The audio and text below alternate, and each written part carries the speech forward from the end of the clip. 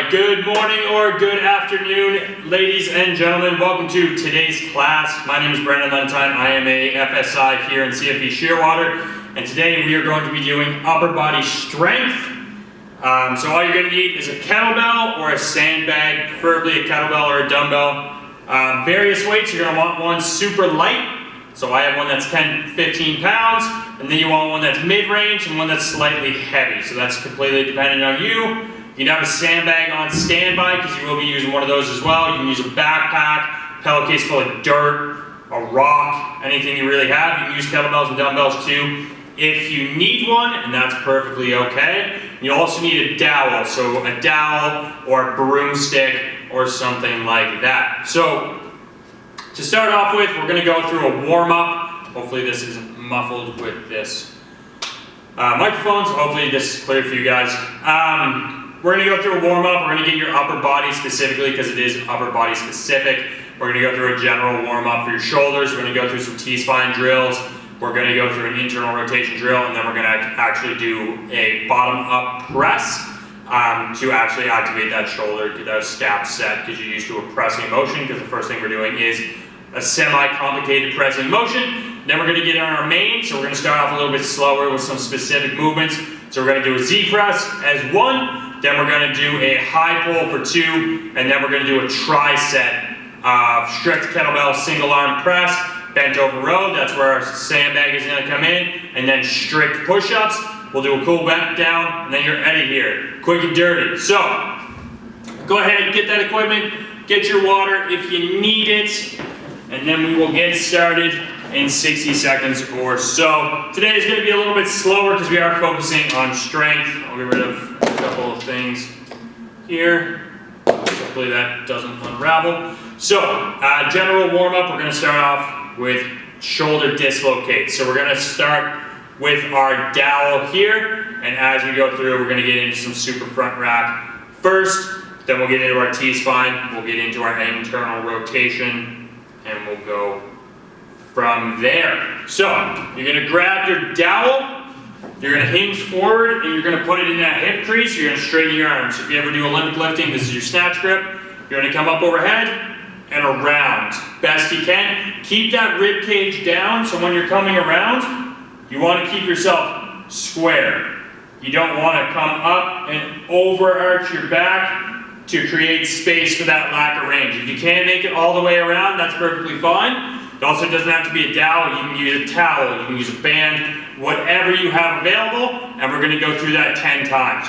So keep that core squeezed, come around, and back through. Nice and controlled, go at your own speed, try to keep those shoulder blades set the entire time.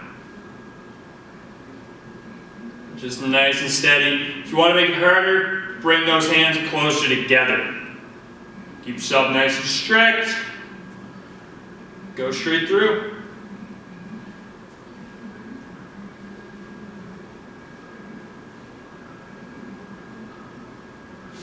Alright. So there we go. We're going to do a super front rack next. We're going to do it with the dowel instead of a band, just because of the setup we have here. So what you're going to do is get used to this movement because it's going to show up later. You're going to take your dowel, you're going to go up high with one hand, elbow to the front, just like you're doing a front rack for front squat. The other hand comes low, and you're going to pull it forward, so your elbow is going straight up. Alright? And you're just hanging out here. So don't try to wrench it, just try to get to the point where you feel a decent stretch, or you find your range is lacking, and then just kind of hang out there. Just kind of explore it. A few more seconds, same thing, keep that core engaged. We'll do a core warm-up at the end of the bottom-up press as well, and relax. Switch sides, same idea. Just grab the dowel, pull that bottom part up, and hang out. So a lot of the stuff we're doing today is specific on technique. So technique is going to be the huge thing here. I don't really care if you go super, super heavy with it. We are focusing on strength, but technique, you're going to get significantly more benefit from it if you're doing it correctly. There we go. Next up, we're gonna get T-spines. So we're gonna get rotation as well as extension and flexion. So we're gonna come down. We're just gonna start with a T-spine opener. So we're gonna start a quadruped position. So knees underneath hips, hands underneath shoulders. You're gonna keep your back nice and flat. You're gonna reach under as far as you can. So we'll go on an angle so you can see me. Here, reach through as far as you can. Then rotate up as far as you can, and repeat. You're gonna do 10 of these per side. Try to rotate strictly through that upper back. Nice and steady. Breathe in as you come through, out as you go up.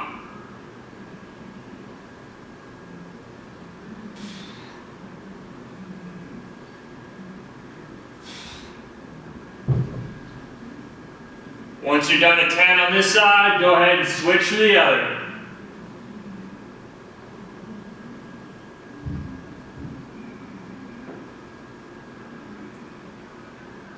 Reset.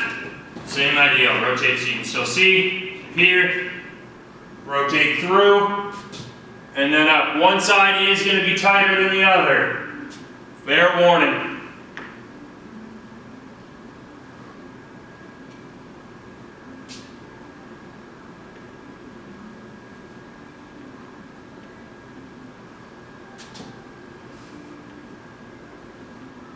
Nice and steady.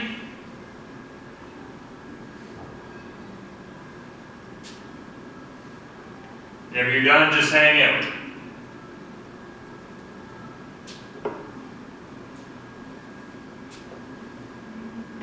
Give you a couple seconds to keep up there. Make sure I can see this.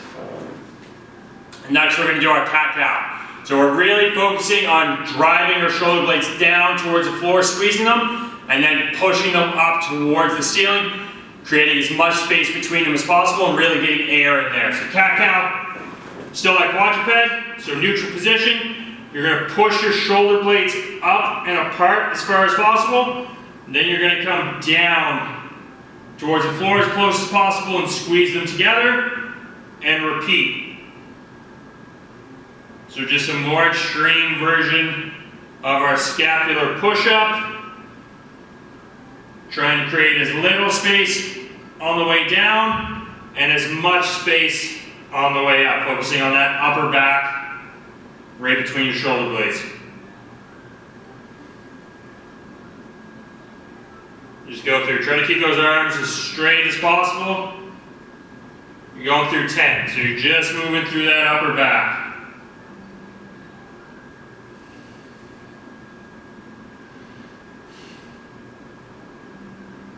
Whenever you're done, we're going to hop up. And then we're going to grab our dowel again. So we're going to go back to that front rack position, but we're going to do a little bit of rotation. So you're going to come here.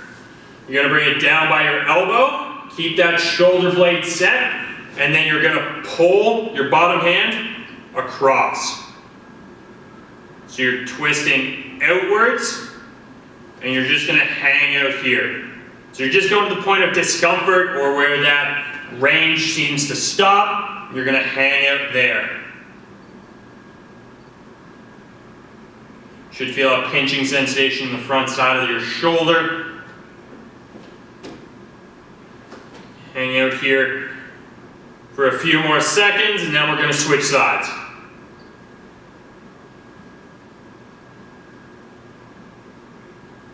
And switch. So release slowly, shake it out, switch sides. Same thing, not quite all the way up, just down here, rotate out. Goal here is not to wrench your shoulder. Keep that shoulder blade set, pulled back, rotate through, feel that nice light stretch through the front. Or it might be a heavy stretch depending on how tight you are in your shoulder. You got 15 more seconds. After this, you're going to need that light kettlebell, so we're going to add a movement in to actually warm up our shoulder, get us ready for the pressing that we're going to do. Your shoulders are going to take a beating today. It is all upper body, and the shoulder joint is moved in any of those movements. and relax. So get rid of that now, get it out of here, roll it away, toss it away, spear throw it, I don't care. Get that light kettlebell, and then you're gonna come down to a kneeling position. So we'll give you a few seconds to do that, and by a few, I mean 10, 5 left. All right, if you're not ready now, pause the video so you can. So what we're gonna do is we're gonna do a bottom-up press. So all of us are used to pressing like this. We're gonna make it a little harder and press here. So what this is gonna do is keep us nice and slow, nice and stable, because if we shake, this is gonna come down, smack you in the forearm. You're only gonna do that so many times before it's gonna either upset you or it's gonna start to hurt your arm, okay? So from the side, you're here.